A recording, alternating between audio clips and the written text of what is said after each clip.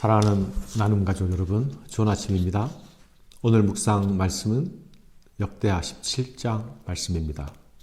역대기 기자는 열왕기 기자와 달리 여호사밧 왕의 기사를 상세하게 다루고 있습니다.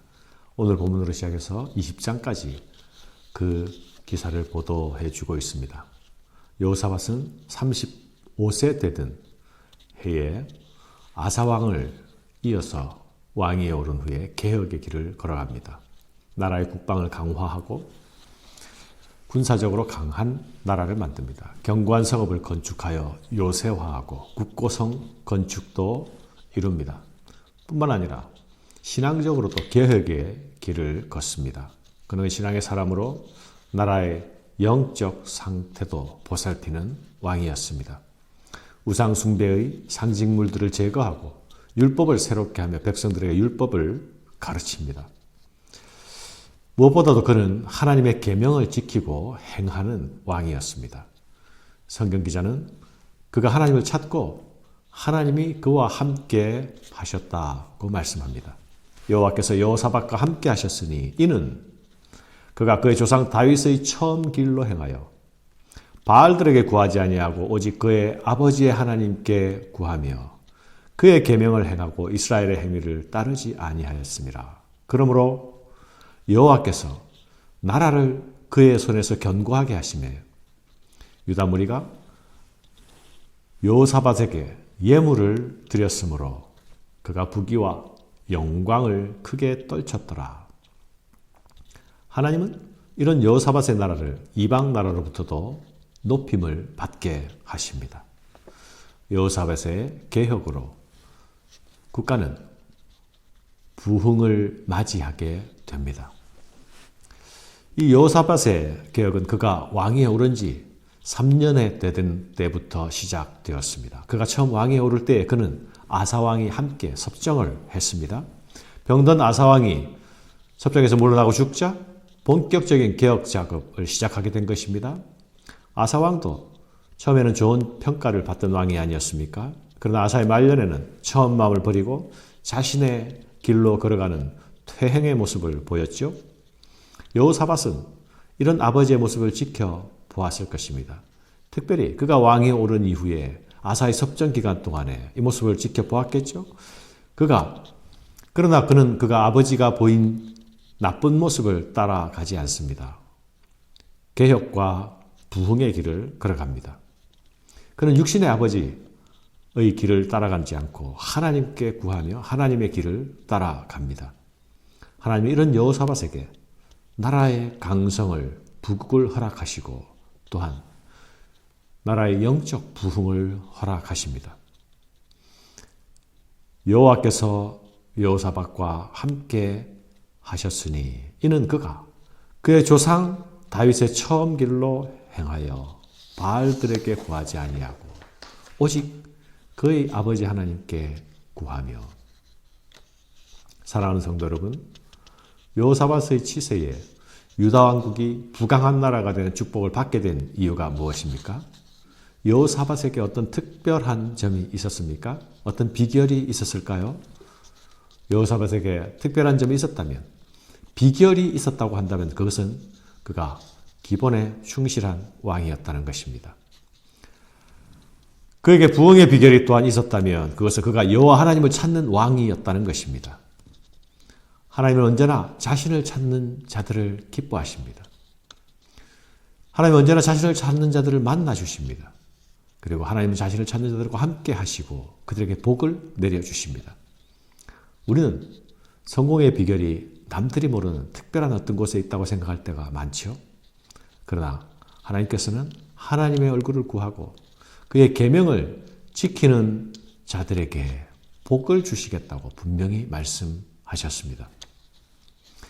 여호사밧이 걸어간 길은 하나님이 싫어하시는 것들을 싫어하는 길이었습니다. 하나님이 미워하는 것들을 미워하는 길이었습니다. 그는 바알의 길, 우상숭배의 길을 걷지 않았습니다. 산다들과 아세라 목상들을 제거했습니다. 그러므로써 내가 걷지 않아야 할 길이 무엇인지 분명히 하였습니다. 여호사밧은 하나님의 말씀을 최우선순위에 두는 길을 걸었습니다. 말씀을 가장 중요한 순위에 두는 것은 바로 하나님을 가장 중요한 자리에 모시는 것입니다. 하나님의 통치는 곧 그분의 말씀의 통치임을 기억합시다. 여호사밧은 그의 나라가 하나님의 나라가 되게 하기 위하여서 그 나라가 말씀의 나라가 되는 것을 꿈꾸었습니다. 그래서 백성들에게 하나님의 말씀을 가르치는 일을 국가적 정책으로 시행합니다. 그래서 방백들을 여러 성읍에 파송합니다. 레위 사람도 유다 각지로 파송합니다. 제사장도 함께 보냅니다. 그들로 하여금 백성들에게 여호와의 율법을 가르치게 합니다.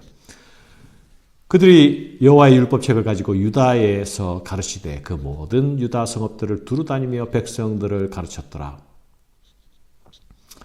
제사장과 레위 사람들이 율법을 가르치는 것은 특이한 모습이 아닌 것으로 보입니다. 그러나 방백들을 함께 보냈다. 이것은 매우 특별한 일이죠.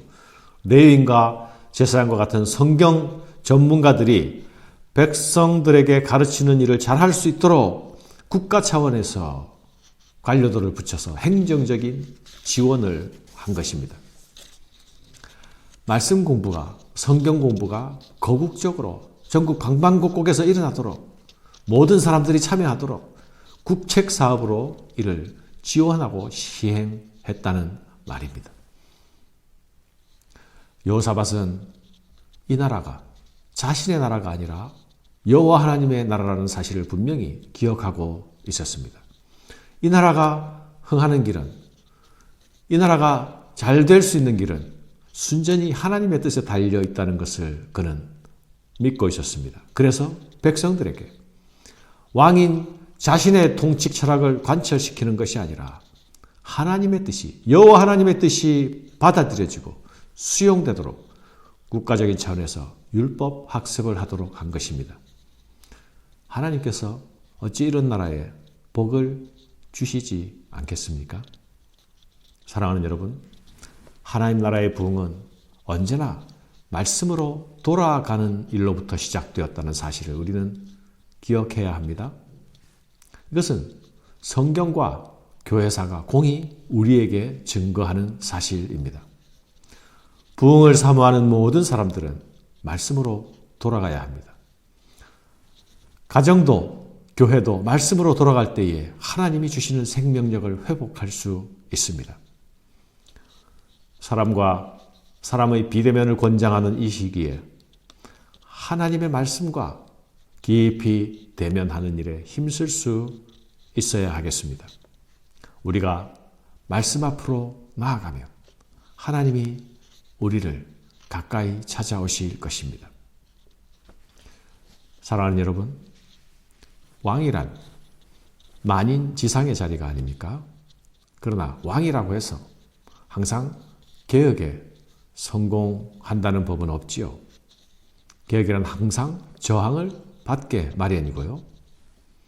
개혁에 성공하기 위해서는 특별히 통치자의 권위가 받아들여지고 인정되어야 합니다.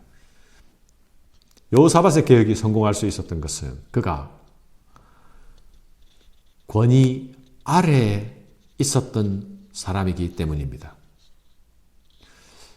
참된 권위는 어디서부터 오는 것입니까? 참된 권위는 여호와 하나님께로부터 옵니다. 이 하나님의 권위, 하나님의 다스림 아래 있는 자가 다스릴 수 있습니다. 권위를 가질 수 있습니다.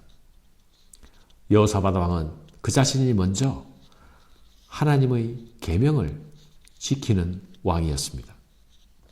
진정한 왕은 내가 아니라 여호와 하나님이시다 라는 사실을 말로만 하는 것이 아니라 스스로 자신이 하나님의 계명 아래에 있는 모습을 보여줌으로써 나타내고 확인시켜 주었던 것입니다. 말씀의 통치 아래에 있는 통치자의 모습이 모든 백성으로 왕의 통치, 계획의 통치에 따를 수 있게 했습니다. 사랑하는 여러분, 왕 같은 제사장으로 부름을 받으신 여러분, 지금 여러분이 서 있는 자리, 지금 하나님이 여러분이 두신 그 자리에서 권위의 필요를 느끼십니까? 내가 받은 내 직분의 자리, 내 부모됨의 자리에서 나의 권위는 세워지고 있습니까? 참된 권위가 살아 있습니까? 말씀의 권위 아래로 나의 몸을, 우리의 몸을 맞추어야 합니다.